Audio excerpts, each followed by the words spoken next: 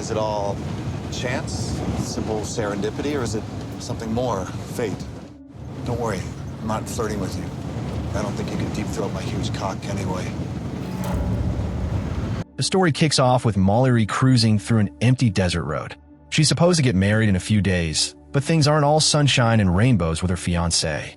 There's some tension between them, and deep down, she's unsure about the whole marriage thing. Still, she's on her way to a nearby city to sort out some last-minute wedding stuff. As she's driving, her sister Ella calls. Turns out, Ella hasn't even booked a flight yet. You book your flights yet? No, I was just waiting for you to be sure. I just want you to be happy, okay? I am happy. I'll book a refundable ticket. Really? I'm kidding. But the smile doesn't seem fully convincing. She keeps driving down the quiet roads and eventually decides to take a shortcut. The road looks decent and should get her there faster. She plays some music, try to lighten her mood, and enjoys the peaceful drive.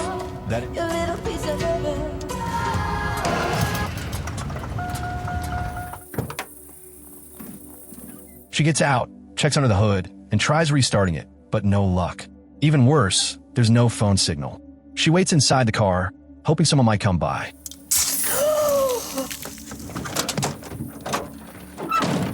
Hi. Fuck! Shit! Out of nowhere, a guy shows up, startling her. But he seems friendly and introduces himself as Christian. His calm tone puts her a little at ease. He offers to help with the car and gets to work on it. Though she's still a bit uneasy because he's a total stranger, she lets him try. Eventually, Christian gets the car running again. Oh my god! She's thankful and offers him some cash, but he refuses, just telling her to be careful on the road. As she drives off, she sees him walking in the rearview mirror. Feeling a little guilty, she decides to offer him a ride. They drive together and chat a bit. Christian talks politely and acts like a decent guy. Mallory, feeling a bit more relaxed, tells him about her upcoming wedding and the city trip. At first, the conversation is harmless, but then Christian starts acting off. Tell me about him. Brad? He's great. It's interesting, isn't it? All this, you driving through here, it's all for two strangers to meet. Is it all chance, simple serendipity, or is it something more, fate? Don't worry, I'm not flirting with you. I don't think you can deep throat my huge cock anyway. He starts making inappropriate comments, and Mallory realizes she misjudged him. She pulls over and tells him to get out. I'm asking nicely. Get out. No. We're gonna go on a nice little drive. I can drive the rest of the way on my own, but believe me when I tell you it'll be a lot less fun for both of us. That's when he pulls a knife on her and tells her she better do what he says, or else. I didn't force you to stop. You pulled over and invited me in. Subconscious attempt to sabotage a marriage you don't really want. The gas pedal's the one on the right. He says he's into her now and wants her to go with him to some house where they'll spend the night together. She's terrified, but suddenly notices he's not wearing a seatbelt, and a sharp turn is coming up. Put a motel down the road. Don't worry, there won't be anyone there to disturb us.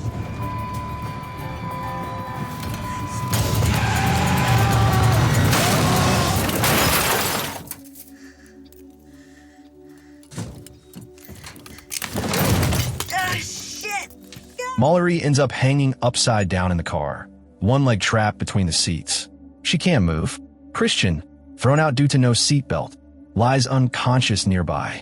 She spots his knife just outside the car. Straining hard, she manages to grab it before he wakes up. When Christian comes to, he notices she's stuck and just smirks. If you can get out, go ahead, he says coldly, then walks away without helping. Nice knowing you, Mallory. Please don't. Help! It's night now. The car is deep in the woods, far off the road. Her leg is still jammed, and the temperature starts to drop. She finds a piece of cloth in the car and wraps it around herself. She also switches on the heater, but it's barely enough. To make matters worse, she realizes there are wild animals nearby.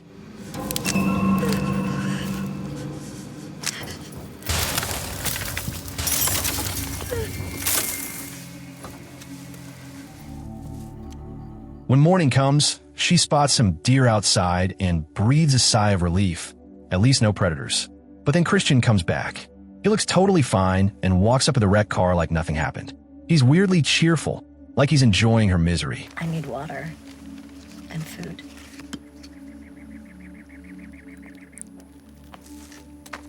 Then he says, answer a few of my questions, and maybe I'll give you something. Desperate, she agrees. How about the first time you got fucked? Theo. What'd he do to you? Everything. Nice try, though, really. Then he mentions a nearby cabin, probably abandoned, and tells her she won't last much longer. And just like that, he walks off. Night falls again. It's even colder this time.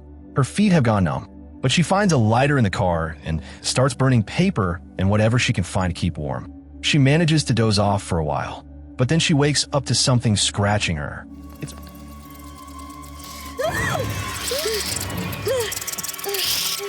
At this point, Mallory's completely drained. She's freezing, starving, and barely hanging on. But weirdly enough, when she sees the rats again, it sparks an idea. As gross as it sounds, food is food.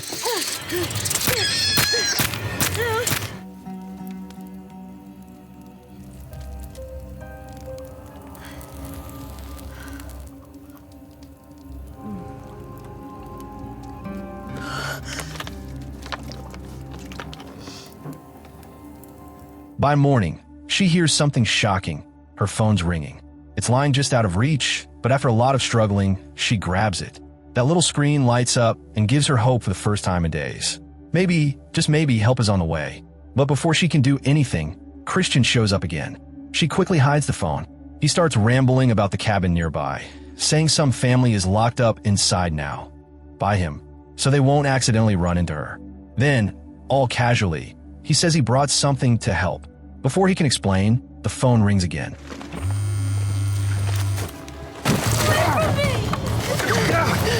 Damn it! Then he reaches into his bag and pulls out a hammer.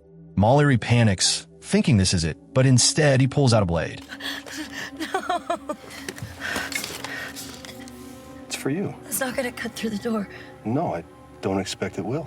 She breaks down, crying, begging him to help her instead. She even offers herself just to get out of this alive. But Christian isn't interested. He leaves the knife and walks off. With shaking hands, Mallory tries slicing around the area where her leg is trapped, but it's too much, too painful, and she throws the knife in frustration. Night comes again, and now her thirst is unbearable. There's a river nearby, but she can't get to it. Just when things seem hopeless, heavy rain starts pouring. She tilts her head back and drinks straight from the sky, desperate but relieved. Later, she turns on the car radio. A news update says storms have flooded the main roads, and people are using the back routes, like the one near her. That sparks hope. She starts yelling for help, hoping someone might hear her. Then a car shows up. Her heart races, but it's Christian again. Of all people, she thinks fast, goes still, pretending she bled out while trying to free herself. Christian walks over with a flashlight, trying to figure out if she's dead. You actually trying?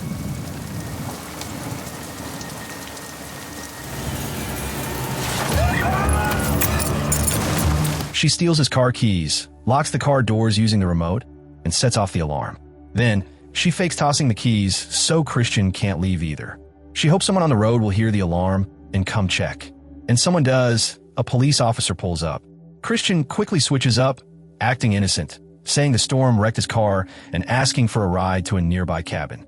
Mallory sees the cop and starts banging the car with a rock. Did you hear that? Subject is Mallory Ruthless, white female, 5. Christian tells him they should get out of the storm fast, and just like that, they drive off, leaving her alone again. The rain doesn't stop, and floodwater starts to move the car. It inches closer to the river.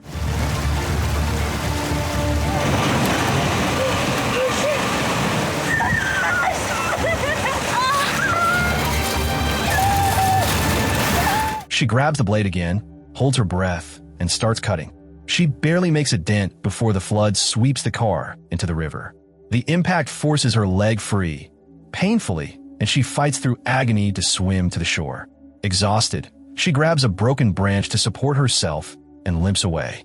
She remembers Christian mentioning a cabin and heads in that direction. Through mud and rain, she pushes forward. Eventually, she sees the place. As she nears, she hears a girl crying. Some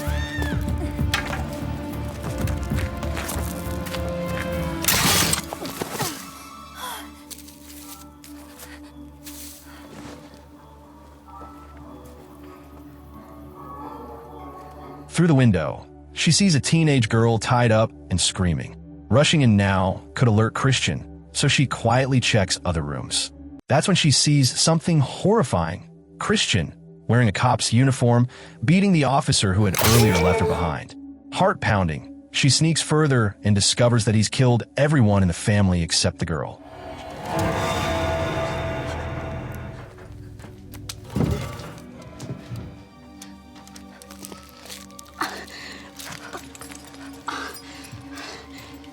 Suddenly, Christian calls out from another room. She hides behind the door with the gun ready. When he enters, she jumps out and points it at him.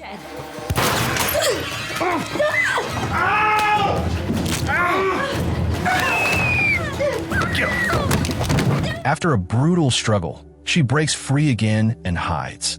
But Christian isn't giving up. He hunts through the cabin. Mallory hides under a table, but he eventually finds her. No matter how hard you try, this was how I hoped it would end.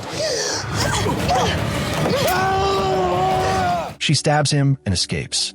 Christian, now enraged, stumbles outside to look for her. But this time, Mallory has the upper hand.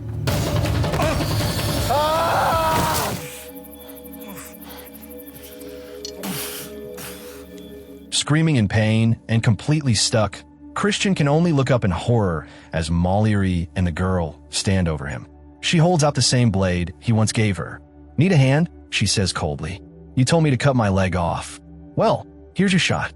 Either do it, or die like you left me to." Christian, broken and in agony, can only scream. Mallory looks him in the eye. Maybe we're right. Maybe this was fate after all. With that, she turns and walks away with the girl, vanishing into the rainy night. And just like that, her nightmare ends, and his begins.